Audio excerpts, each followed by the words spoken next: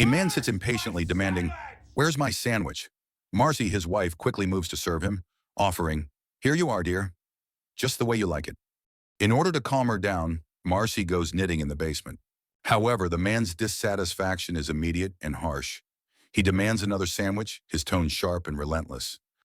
Amidst her rising anger, Marcy hesitantly places the bar of soap onto the bread, her hands trembling as she complies with the relentless demands. She brings the soap-filled sandwich to her husband, but without any reaction, he eats the sandwich. In shock, Mercy goes back to her room knitting as she watches her husband eat the sandwich.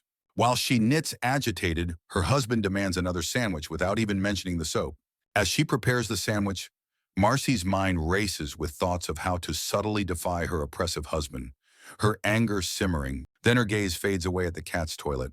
She immediately takes a piece and puts it on the sandwich.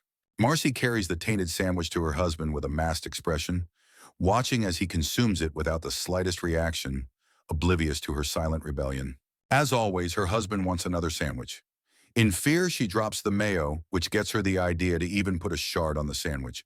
She brings it to her husband, but still without a reaction, he fully eats it. In utter fear, she walks away as blood drips out of the man's mouth. But despite this, he continues to eat. While she is knitting as always, the man again calls out Mercy. Completely shocked, thinking she will be punished, she rushes to the man's room.